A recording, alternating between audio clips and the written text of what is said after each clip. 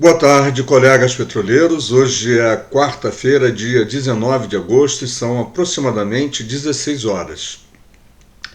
Começamos essa semana fazendo uma série de convites a vocês todos para que não deixem de frequentar os sites da ANBEP, da EPET, da APAP, GDPAP, sindicatos, federações e inclusive dos sites dos conselheiros da Petros e principalmente os sites da AMS Petrobras e da Petros, porque naturalmente nesses sites tem informação de extrema utilidade e necessidade para todos nós. E damos também as boas-vindas, assim como fizemos e já está no site, deve entrar daqui a pouco para todo mundo ver, um artigo escrito pelo conselheiro da Petros eleito, Ronaldo Tedesco, e ontem eu falei que todos os conselheiros teriam um blog.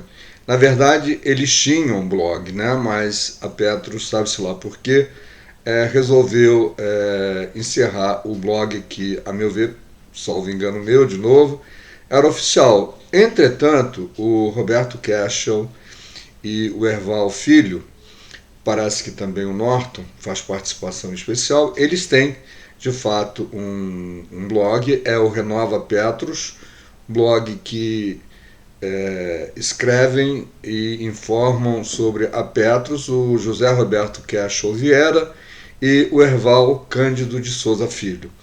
E em função daquilo que é escrito, vale a pena você visitar e conhecer não apenas as opiniões de quem escreve, mas também as informações sobre a Petros.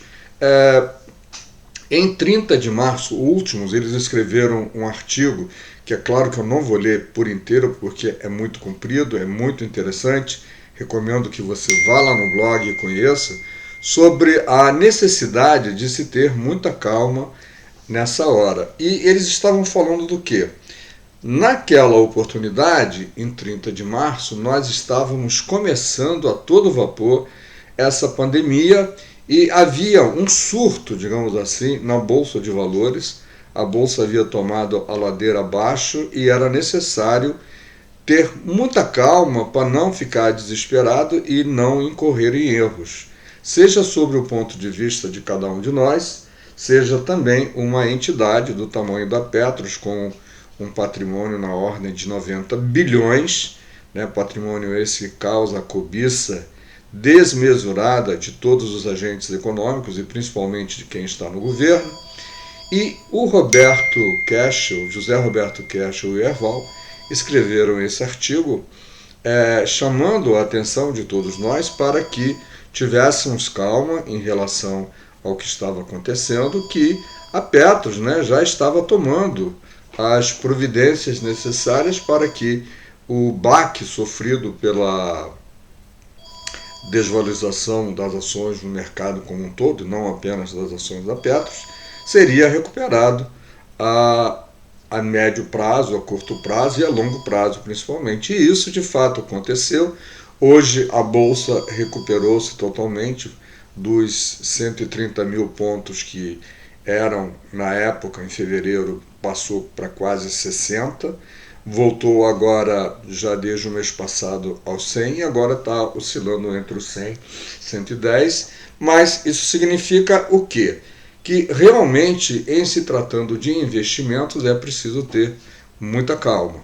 E o artigo que foi feito na época, foi republicado, eu imagino, pela consistência do que foi dito e pela necessidade de se ter uma avaliação bastante crítica, bastante,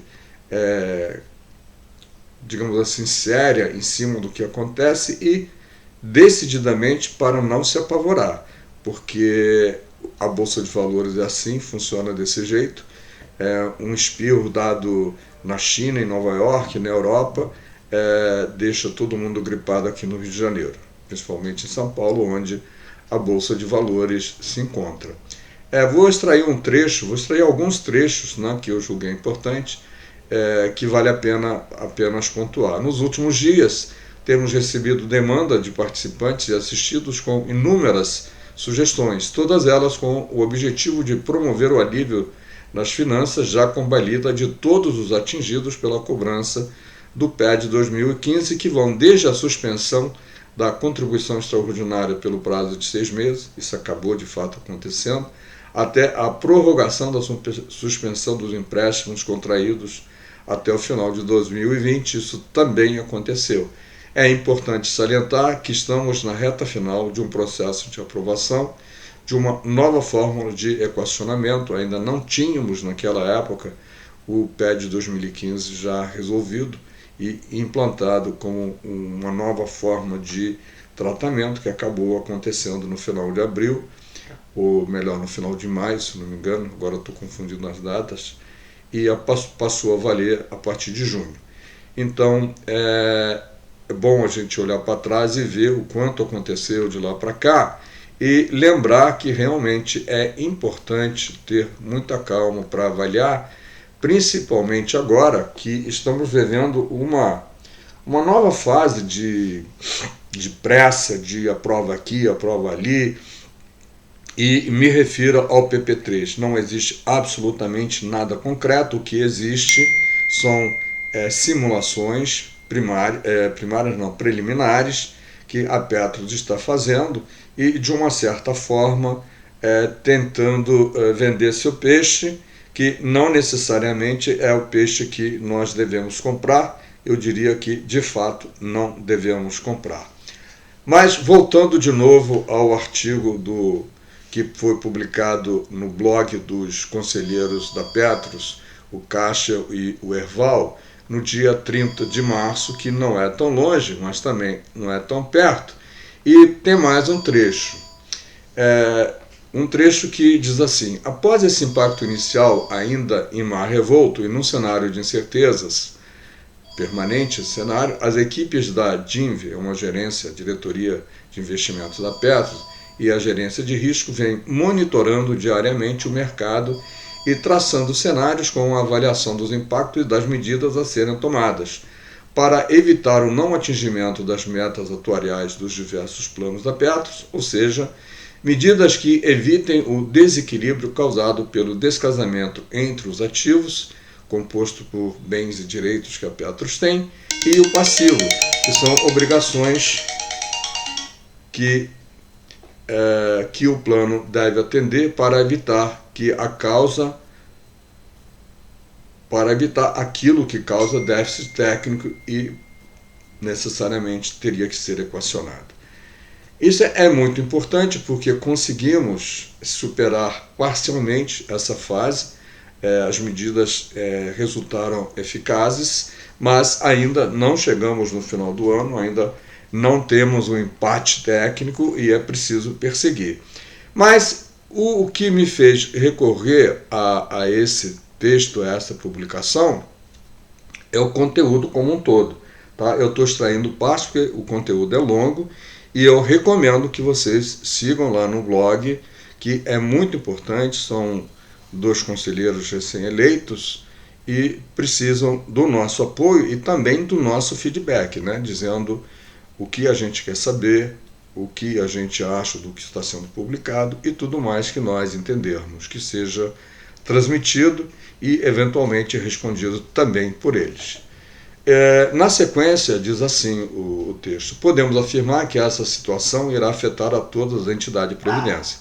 Com certeza afetou, seja elas fechadas ou abertas. Portanto, da mesma forma que mecanismos estão sendo criados para minimizar os efeitos econômicos da Covid, entendemos que os órgãos fiscalizadores, juntamente com essas entidades, devem buscar alternativa para flexibilizar eventuais impactos no equilíbrio dos planos de previdência. De alguma forma foi feito e, felizmente, uma das medidas que a CNPC queria aprovar a qualquer custo, que era a retirada de dinheiro dos fundos, não foi aprovada porque isso causaria realmente um grande problema. Tá? Então, essas questões como um todo são interessantes de serem vistas, principalmente depois que os fatos aconteceram, para saber se aquilo que se pensava em fazer e se fez deu certo ou deu errado.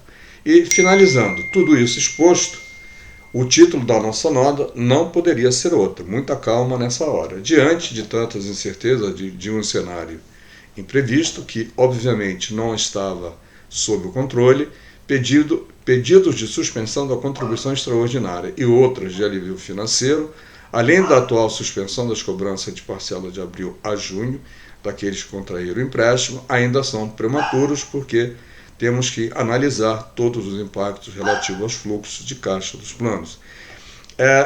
Parabenizar aqui aos dois colegas, né, que já estavam enxergando as possibilidades, isso foi colocado, a Petros tomou, né, as medidas que julgava oportuno tomar, e a gente já está vendo os resultados, sendo que já estamos vivendo um novo formato de pagamento, e as suspensões do pagamento que ocorreram foram feitas e vão até o final deste ano, dos empréstimos eu me refiro, e portanto eu diria a você o seguinte, e a leitura do texto inteiro, dá uma olhada lá, senão aqui eu vou ficar indefinidamente falando sobre essa questão.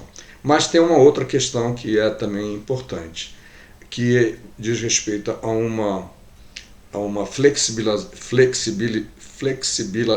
flexibilização da regra dos 12 anos para imóveis adotada pela Previc, e isso é um assunto recente de 14/8, ou seja, quase 5 dias atrás, ou mais ou menos 5 dias atrás, e também esse texto está lá, esse artigo, né, está lá no site do Cashel e do Erval.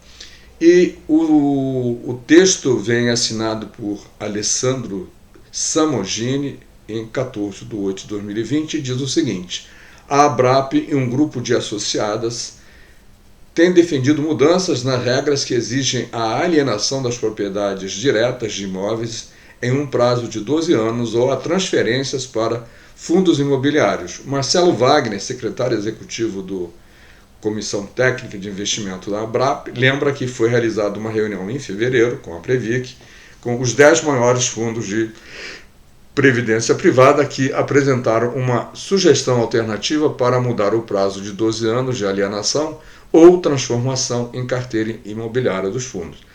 Esse assunto é importante porque a Petros tem vários imóveis, e se esse prazo estiver valendo, não sei a partir de que data, mas são 12 anos, em 12 anos, né, digamos que seja a partir de 2020, a Petros terá que se desfazer de todos os seus imóveis.